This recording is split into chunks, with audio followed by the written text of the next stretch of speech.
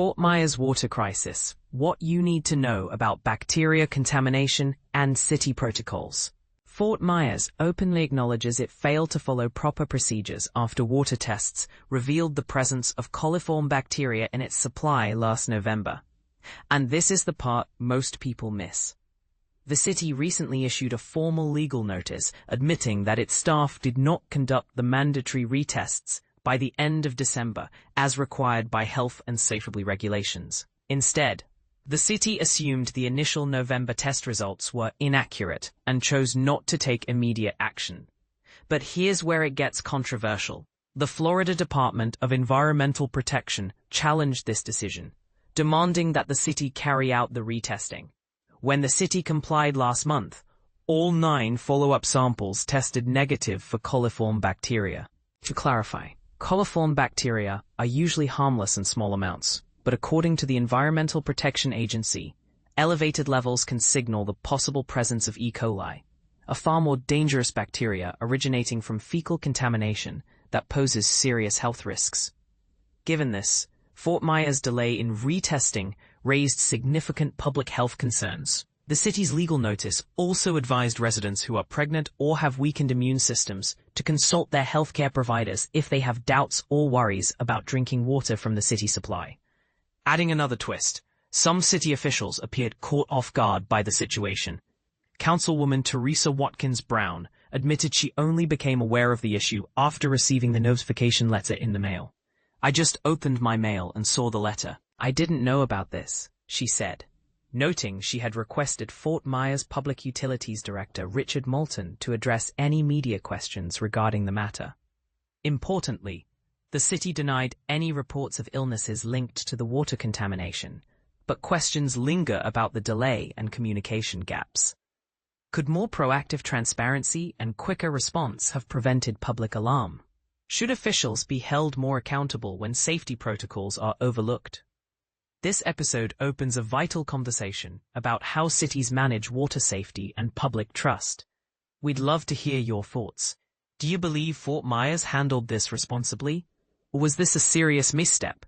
Share your views in the comments below. Fort Myers water crisis, coliform bacteria scare, and the city's response. In a surprising revelation, the city of Fort Myers has acknowledged that it failed to adhere to proper protocols after discovering elevated levels of coliform bacteria in its water supply during testing conducted last November.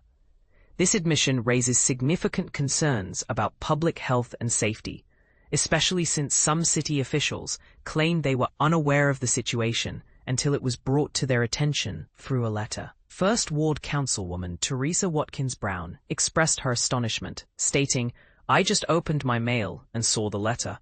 I didn't know about this." She promptly requested that Richard Moulton, the director of Fort Myers Public Utilities, address media inquiries regarding the matter. On July 11, the city attempted to clarify the situation by publishing a legal notice in the Fort Myers News Press. In this notice, Fort Myers advised vulnerable populations, such as pregnant women and individuals with weakened immune systems, to consult their healthcare providers if they had any concerns about the safety of the city's water. According to the Environmental Protection Agency, EPA, while coliform bacteria are generally harmless, elevated levels can signal the potential presence of E. coli, a harmful bacterium that originates from fecal matter and can lead to severe health issues. Justin Mahan, an environmental specialist for the city, provided further insights to WGCU News. In an email, he explained that the Public Utilities Department conducted retesting within 24 hours of receiving the initial positive results, which he described as standard protocol. However, he noted, "The issue is not that resamples were not collected, but that we did not issue a Level 1 assessment for the number of positives in that initial round of testing in a timely manner." The subsequent tests returned negative results, leading city officials to conclude that the initial positive readings were likely due to either laboratory errors or human mistakes. A Level 1 assessment is a more thorough investigation triggered when more than 5% of samples in a month test positive for coliform bacteria. Fort Myers officials initially believed that a letter sent to the Florida Department of Environmental Protection, FLDEP, would adequately explain the situation. This letter suggested that the positive results were erroneous, stemming from lab or human error. However, the FLDEP did not find this explanation satisfactory.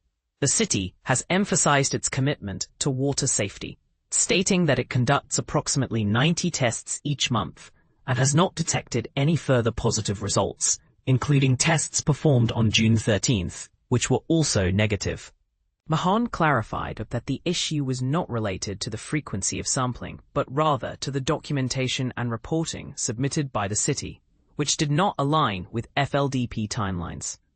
He stated the city did do its due diligence to ensure the water was safe by immediately resampling, but incorrectly assumed the FDEP would accept a letter from the lab who collected the samples, saying they should not have collected the samples and the results should be invalidated. As of now, Mahon and other city officials have not disclosed whether any council members were informed of these developments as they unfolded, nor have they explained why Councilwoman Watkins Brown was left in the dark. Ultimately, the city maintains that the water supply is safe and that no residents have fallen ill from consuming it. This situation raises important questions about transparency and communication within local government. What do you think? Should city officials have been more proactive in informing the public? We invite you to share your thoughts in the comments. Fort Myers tap water safety, what you need to know. Safe water? Fort Myers officials say yes, but some residents aren't so sure. That's the headline grabbing attention across Fort Myers this week after a routine water quality notice tucked into July utility bills left many households wondering whether the water flowing from their taps had secretly been unsafe for months. But here's where it gets controversial.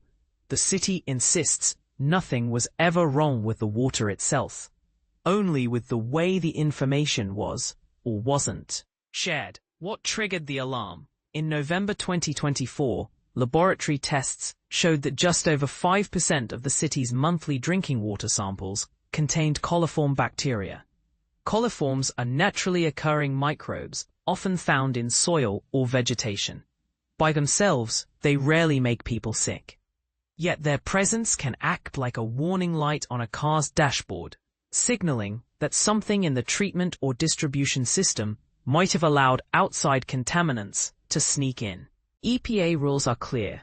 If more than 5% of samples in a given monitoring period come back positive, utilities must retest immediately and, depending on follow-up results, notify the public. Fort Myers collects about 90 compliance samples every single month, so a handful of positives was enough to cross the federal threshold. The rapid response. According to the Public Utilities Department, technicians retested the water within 24 hours. Every follow-up sample came back negative, confirming that the first readings were likely anomalies rather than evidence of an ongoing contamination. The city also launched what the EPA calls a Level 1 assessment, a top-to-bottom review of treatment facilities, pipes, and operational practices, to rule out any breaches in the system. City spokespersons emphasize that throughout the entire process, the water flowing into homes met health standards. In plain English, no boil water notice, no immediate danger, no reason to stop drinking from the tap. So why do people only hear about it 8 months later? And this is the part most people miss, or find most frustrating. Under federal rules, if a utility doesn't finish its Level 1 assessment within 30 days, it must issue a Tier 2 public notice.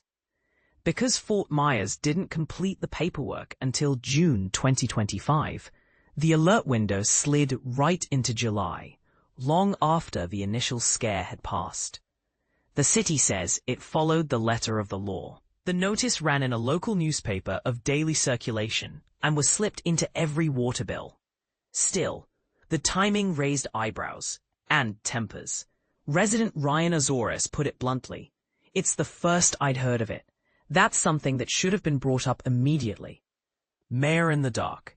Even Mayor Kevin Anderson admitted he only learned about the November positives when emails from worried constituents hit his inbox. "We should always work hard to make sure we keep the public informed in a timely manner," he said, promising to tighten internal communication. New safeguards promised. To prevent future confusion, the Utilities Department is rolling out an automated alert program. If coliform levels inch toward that 5% threshold again, managers will receive instant notifications, ideally speeding up internal reviews and public outreach. Think of it as turning the dashboard warning light into a flashing siren everyone can see. Could it happen again? Here's where the debate heats up. Some water quality advocates argue that even brief spikes in coliform positives warrant broader testing for pathogens such as E. coli or Cryptosporidium. Others point out that the EPA framework already balances caution with practicality. Jumping straight to boil water notices every time a single microbe appears could erode public trust as quickly.